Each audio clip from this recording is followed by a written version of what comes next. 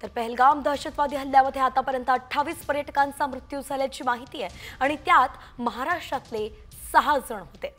डोंबिवलीचे 3, पनवेलचा 1, तर डोंबिवलीचे जे 3 होते ते अतुल मोने, संजय लेले आणि हेमंत जोशी अशी या तिघांची अनुक्रमे नाव आहेत। तर पनवेलच्या दिलीप देसलेंचाही यात मृत्यू झालेला आहे। पुण्याचे हे 2 जण जे आहेत त्यांचा यात मृत्यू झालाय, संतोष जगदाळे आणि कौस्तुभ गणबोटे।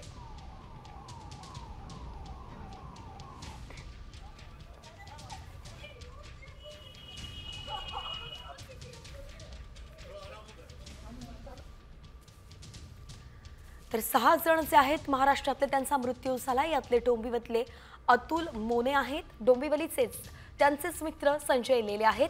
तर या दोघांचे तिसरे मित्र म्हणजेच हेमंत जोशी हे तिघेही डोंबिवलीतून जम्मू काश्मीरला फिरायला गेले होते आणि पुण्यातून संतोष जगदाळे हे देखील आपल्या कुटुंबासह त्या ठिकाणी गेले होते आणि त्यांच्या सोबत कौस्तुभ गणबोटे हे देखील पुण्यातूनच हे दोन्ही कुटुंब एकत्र जम्मू काश्मीर फिरायला गेले होते।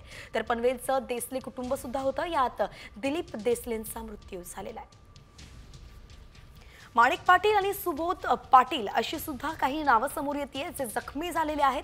महाराष्ट्रातले पर्यटक आहेत, तर एस बालचंद्रा आणि अश्विनी जगदाळे हे देखील जखमी असल्याचं कळतंय। सोबतच प्रगती जगदाळे आहेत, शोभित पटेल आहेत आणि तिलक रूपचंदानी हे देखील महाराष्ट्रातून फिरायला गेले होते आणि ते आता त्या ठिकाणी अडकले आहेत, जखमी आहेत अशी माहिती आहे।